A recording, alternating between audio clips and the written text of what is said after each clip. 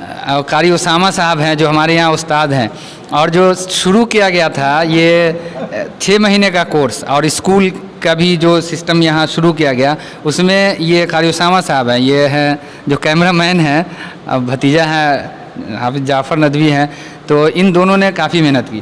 مطلب ہم تو کبھی گئے نہیں کسی گاؤں میں، لیکن یہ لوگ جا کر کے پرچے وغیرہ چپکانا، لوگوں سے بات کرنا، جو ہمارا مقصد ہے اس کو بتانا، تعلیم کا کیا یہاں خصوصیت ہے، کیا امتیاز ہے اور اسکول کے بنسبت، وہ سب لوگوں کو کنونس کرنا جو کہتے ہیں وہ ان لوگوں نے کیا. یہ دونوں اکثر موٹر سائیکل سے نکلتے تھے اور سب کو بتاتے، اسی کی وجہ سے آج یہ جو یہاں تعلیمی ہر اعتبار سے ترقی ہوئی ہے، سب کی محنت رہی. قاری اسامہ صاحب آپ سے بھی کچھ سننا چاہیں گے، بتائیے کیسا تجربہ رہا. آپ تو مدرسے میں پڑھے اور مدرسے میں پڑھائے، لیکن اسکول کے بارے میں جو آپ نے محنت کی اور یہاں کا نظام دیکھا اس کے بارے میں کچھ بتائیے. آپ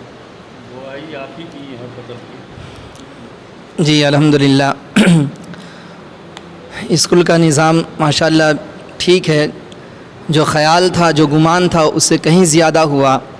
آپ کا جو ارادہ تھا، ہمارے دل میں بھی یہ ارادہ تھا کہ کوئی ایسا ادارہ ہو جس میں دنیاوی علم کے ساتھ ساتھ، دنیاوی تعلیم کے ساتھ ساتھ دینی تعلیم لوگ حاصل کر لیں، اور اسے یہ احساس نہ ہو کہ ہم دنیاوی تعلیم کو چھوڑ بیٹھے ہیں. ایسا کوئی ارادہ اپنے یہ اس علاقے میں نہیں تھا. یہ ہمارے دل میں ایک سوچ تھی کہ کوئی ایسا ہوتا، لیکن مفتی صاحب کے دلوں میں بھی اللہ تبارک و تعالیٰ نے یہ بات ڈالی، پھر انہوں نے خیال کا اظہار کیا تو ہمیں بڑی خوشی ہوئی کہ بڑی اچھی بات ہے. مفتی صاحب نے کہا دیکھتے ہیں چھوٹے بچے سب یوں اپنے وقت کو یوں ہی ضائع کر رہے ہیں، اگر 1-2 گھنٹہ دے دے تو اس کا فائدہ ہو جائے گا. اور اللہ کی ذات سے امید ہے کہ یہ جو چھوٹے بچے آئے ہیں، شروعات میں جب بنیاد اللہ تبارک و تعالیٰ کے نام سے پڑ جاتا ہے، اس کے دل میں، اس کا معصوم بچہ ہے، دل خالی ہوا، ویران ہوا، سادہ کاغذ کی طرح ہے. اور اسکول میں جاتا ہے تو سب سے پہلی لفظ جو ہے، سب سے پہلا جو ورڈ ہے وہ سی کیٹ یا فل، یہی جانوروں سے شروع کیا جاتا ہے. لیکن یہ پبلک اسکول جو اسلامی اسکول جو قائم کیا گیا، ایک یہی سوچ تھی، مفتی صاحب کا یہی ارادہ تھا، اور ہمارے دل میں بھی جو جذبہ تھا کہ ایسا ہونا چاہیے. کم سے کم وہ بچہ آیا، ننھا بچہ آیا، اور جو کتاب شروع کی وہ بسم اللہ الرحمن الرحیم سے شروع کی. اب انشاءاللہ ان کے دل میں اللہ تبارک و تعالیٰ کی محبت قیامت تک، آخری سانس تک قائم رہے گی. جہاں بھی رہیں گے اللہ تبارک و تعالیٰ کی رسی کو نہیں چھوڑیں گے. وہ اپنی تعلیم میں اضافہ کرتے چلے جائیں گے. ڈاکٹر چاہیں ڈاکٹر بھی بن سکتے ہیں، حافظ قرآن کے ساتھ ساتھ تمام تعلیم حاصل کر سکتے ہیں. ابھی جو یہ نظام یہاں چل رہا ہے ماشاءاللہ، یہ ارادہ کیے ہوئے ہیں مفتی صاحب کی، جس طرح تعلیم ہو رہی ہے، حفظ مکمل ہوتے ہوتے وہ بچے طالب علم میٹرک کا امتحان کے قابل ہو جائیں، تاکہ وہ یہاں سے حافظ بننے کے بعد، دور کرنے کے بعد وہ میٹرک کا امتحان دے سکے. بعض مدرسے میں ایسا ہوتا ہے کہ اب صرف حافظ ہی بنے. اب حافظ بن گئے، ان کو پڑھنے کا شوق ہوا، کچھ اور پڑھنے کا شوق ہوا، دنیاوی تعلیم انہوں نے حاصل نہیں کی، تو پھر وہ بچہ پھر شروع، اب تو اس کی عمر تو بڑھ گئی، تو پھر وہ کیا کر سکتا ہے، مجبور ہو جاتا ہے. تو اس تعلیم کو اور آگے بڑھانے کے لیے تو حفظ کے ساتھ ساتھ یہاں اس طرح کا نظام بنایا گیا کہ حفظ کے ساتھ ساتھ تعلیم کا معیار، دنیاوی تعلیم کا معیار اس لیول تک پہنچ جائے کہ فارغ ہونے کے بعد پھر وہ مایوس نہ ہو. ماشاءاللہ بڑا اچھا رہا.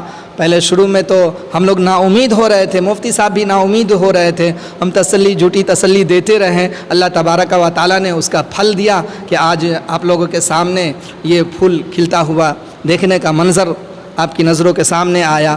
اللہ تبارک و تعالیٰ کی ذات سے امید ہے کہ اللہ تبارک و تعالیٰ اور ہم لوگوں کو ترقی دے، اور آپ کے بچوں کے علم میں ترقی دے، آپ کے بچوں کے دلوں میں اللہ تبارک و تعالیٰ کی محبت بیٹھا دے. بہت سارے اسکول ہے، کوچنگ وغیرہ ہے، کہیں ہم نے نہیں دیکھا کہ ایک مرتبہ بھی اللہ تبارک و تعالیٰ کا نام لیا جائے کہ آپ کو کس نے پیدا کیا، آپ کو کون کھلاتا ہے. یہ کوئی سا اسکول میں نہیں بتایا جاتا ہے میرے دوست، کوئی کہیں نہیں بتایا جاتا ہے.